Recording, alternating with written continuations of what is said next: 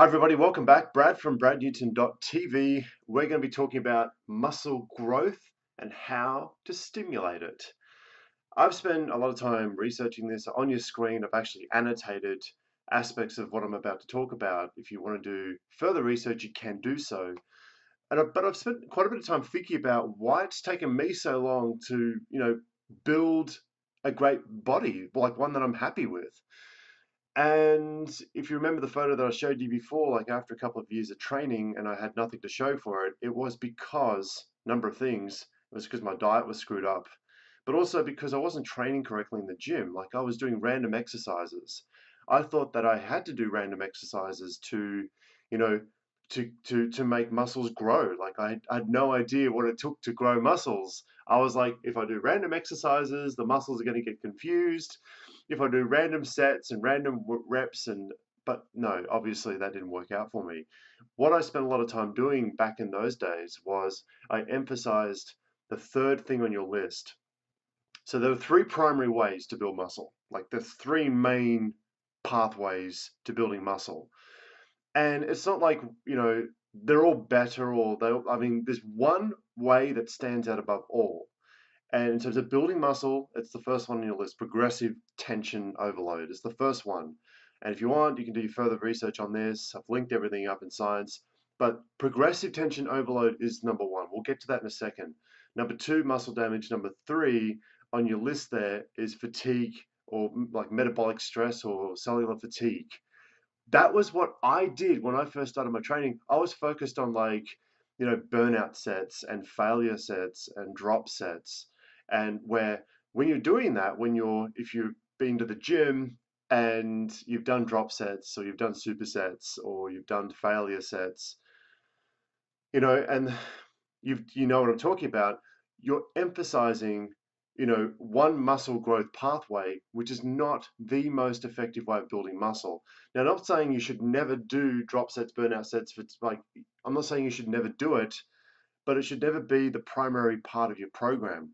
For me, back in the day, it was. That's all I did.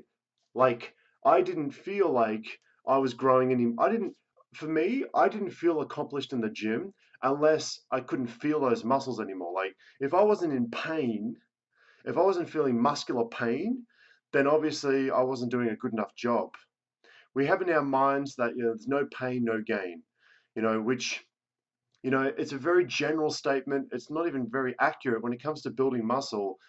Do you know what? To be honest with you, like for the last couple of years, I rarely feel pain.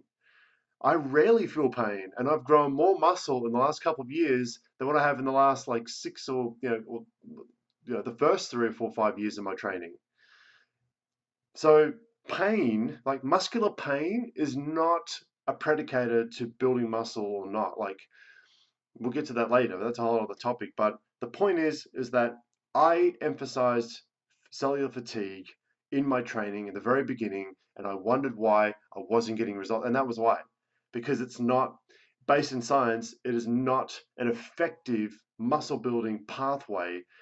It works, but it shouldn't, as I mentioned, it shouldn't be the focus of your training program. As an absolute beginner just starting out, your focus must be, and it wasn't until I learned this a couple of years ago, I was like, all right, so it's not burnout sets, drop sets, then what is it? Progressive tension overload. What does that mean in layman's terms? It means lifting heavy ass weight. Now, I can never forget reading somewhere, Ronnie Coleman, right? He talks, I'm trying to remember exactly what he said. He goes something like, everybody wants to be a bodybuilder, but nobody wants to lift heavy ass weights. I can never forget, I was like, that's really true. Ronnie Coleman, everybody wants to have a great physique, like for guys, they want to have bicep. I hear you, but nobody wants to do the effing work, as in nobody wants to lift heavy ass weights, in the words of Ronnie Coleman. Guys, number one, progressive tension overload must be the focus of your weightlifting program, period. Like if you ignore this, you're going to be disappointed. Like I want you to learn this now so that you don't make the same mistakes I did years ago when I was figuring this out for myself. And I was emphasizing number 3.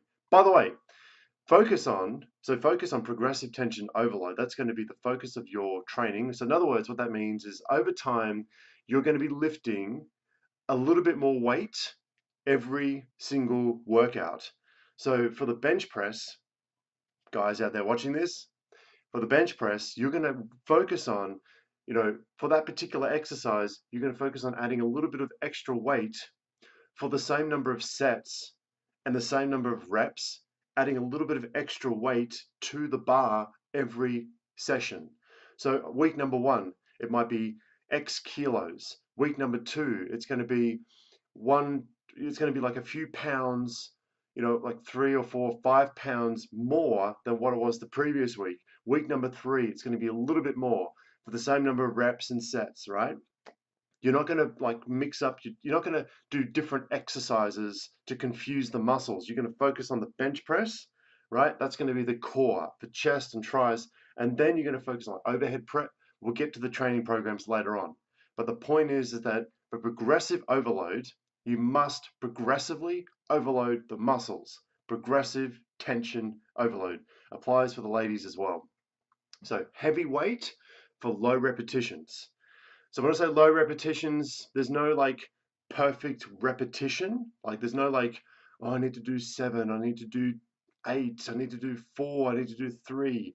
We'll get to we will get to that in a second. But heavy weight for low repetitions, around the 5 repetition mark, 5, 6, 7 rep mark. That's kind of the area you're going to be working is the focus of this course. Progressive tension overload. I know I'm repeating myself, and I was like, oh God, Brad, stop repeating yourself. I just don't want you to make the same mistake. So that's going to be the focus, progressive tension overload. And by doing that, you're going to demand more from the body. If you just go into the gym, or if you go anywhere in life, think about like any aspect of your life, if you don't demand more from your body, from your mind, from yourself, you're not going to grow as a human. You're not going to grow. Your personality is not going to grow. You're going to stagnate as a person. Like this is like a little bit of like a little bit of like psychobabble talk right now, but it's true. If you don't take that plunge and do that, go and take that job offer or move to a different country or find a different circle of friends, if you don't do things that physically or mentally challenge you, you're not going to grow as a human being. Like that's just life. The same thing applies in the gym. If you don't demand, if you don't place a deliberate demand on your muscles, they have no reason to grow. Your muscles adapt to whatever stimuli it has to deal with on a regular basis. So if you're sitting down watching Netflix all day, then your body is going to adapt, your muscles are going to adapt to the stimuli of sitting your ass on the couch watching Netflix.